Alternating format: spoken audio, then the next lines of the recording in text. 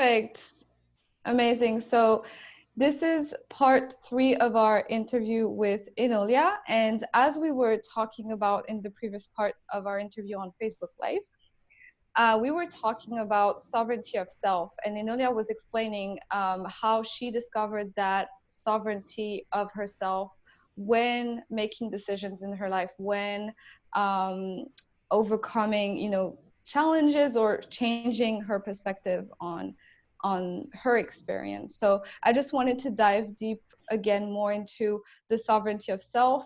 And so for you, it really comes down, I feel, to a, I don't know if I want to say a choice, but is that a choice for you to choose to be in that higher power women rather than, our destructive behavior, for example, or patterns?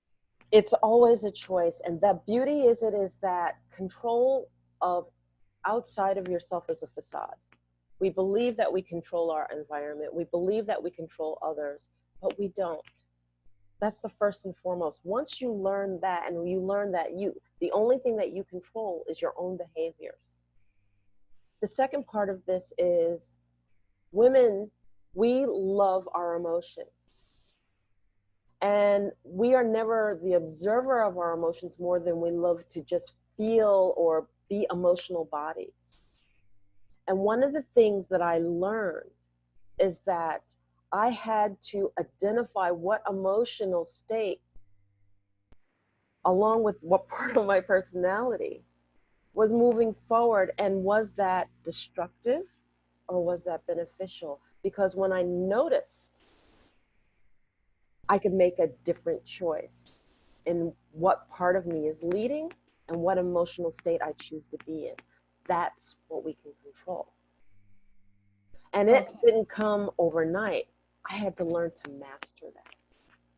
I had to learn that when I could notice that my ego was leading because it didn't want to feel vulnerable, that I had to dare to take a chance to be vulnerable, not for somebody else, but for myself, because that vulnerability was my truth.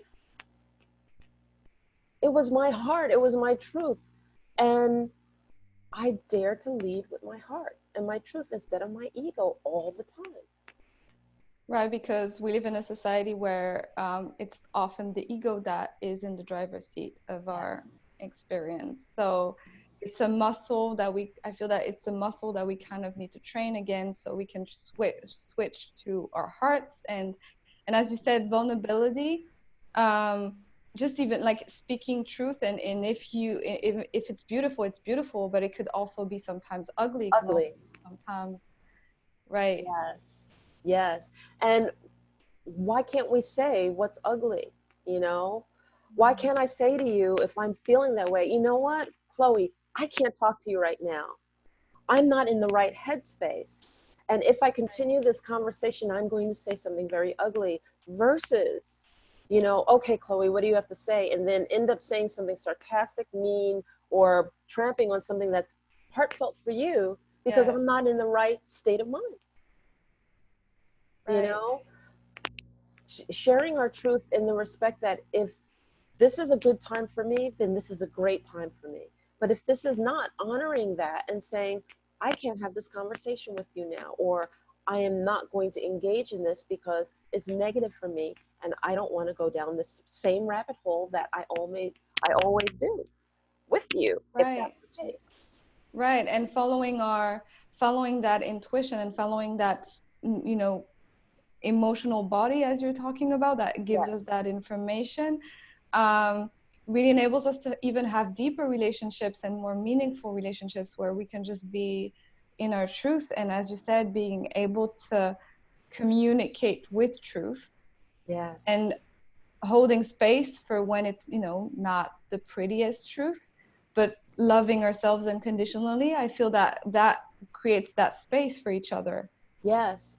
And it's powerful to be able to look at your truth. Like, for example, for me, it's that destructive child. When that destructive child comes up and she wants to throw the tantrum and she wants to scream and she wants to say, I'm not getting my way, I have to Oh my God, notice yeah. that she is forward and I have to say to her, you don't get to lead.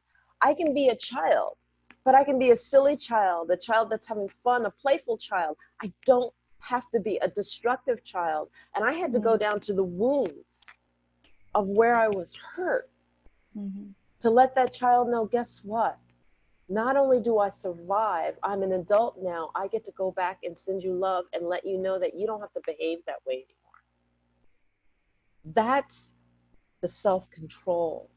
That's the point where I could get through a hard situation and not have my ego or the destructive child say, well, let me tell you off and let me tell you a thing or two, you know, and not feel like I have to go in fight and flight mode or survival mode with that child because I want to move a certain direction. I can move that direction, go with my courageous self. And then those who don't choose to honor it, that's their problem to deal with. I can only control me. I cannot control the emotional bodies of others. Yes. Yes, we cannot control the emotional response of others. That's right. But we can be in the truth. And I feel that even when we are in the truth, and no matter what we get as a response, you know, I'm sure you can relate to that. It's just the feeling of, oh, I'm in my truth though. No matter what happens, you know, it's that comfort and that happiness that emanates from, you know, I was in my truth, no matter if it was pretty or not. And something I really wanted to talk to you with you about was also the idea of fear, because I saw you really talk a lot about fear, a lot about looking through the eyes of courage, not the eyes of fear. Yes. How can you relate, like, what is fear today for us? What does that represent for us? What impact has fear on us? Well, first of all, fear is real and fear is palpable, and especially when we're out of our comfort zone. So let's just take life. At a certain stage in life, you want to be able to either go against what your family wishes. You want to be able to, let's say, leave a relationship and you're petrified of being alone. You want to be able to dare to embark on a venture that everybody in the world says you're crazy to do, but you know in your heart it's what you want to do. Fear is what prevents us from making that move and moving past the story. And I call it a story because life is a story. Okay? And when we are afraid, it's our ego basically saying, we're in our bubble, we're comfortable here, why would you want to change it? We're familiar with these things. Inviting new things into your life, venturing out on the unknown is a hard obstacle to overcome if you are in a comfort zone. And that comfort zone could be like, you know, I'm in the job, I'm with the kids, and everybody else comes first, you know, and that obstacle could be, you know, how do I just put myself on balance, equal footing with the rest of the family to say, what I have to do is just as important as what you have to do. We have to work around all of our schedules and not just me being the martyr, you know? I just had a dear friend of mine, Joan Gaffin, write back when I asked, you know, people tell their fearful stories. Her fear was, you know, basically to dare to venture out in the car and drive alone for 4+ hours. And how she overcame that fear by doing it once with a friend and then the second time on her own. We can take baby steps. Right. But when you look through the eyes of fear, it's going to define your whole world, because then you don't know how to look without the eyes of fear. You have to step back, understand what it is you are possibly afraid of. And you don't have to take a giant leap. You can take a small step past that comfort zone, and then a little bit more, and then a little bit more. And then when you dare to look at that, you'll look back and you go, what was I afraid of? What was I afraid of?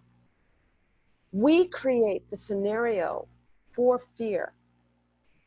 And I'm not saying don't be afraid, you know, but we can raise ourselves to the challenge and then take on that challenge and then look back and say, okay, you know, if my body is in jeopardy or, you know, I'm in a physical harm is palpable. Yes, that's the time to be afraid. But anything else is of our own creation. Anything else is of our own creation. And the mind and the ego can be really strong. yes, self-preservation can really become a prison, Yes. Yes. right? And then again, it's a prison of our own making. And then we get there, we go, how did I get here? What did I do? Mm-hmm. How did this happen?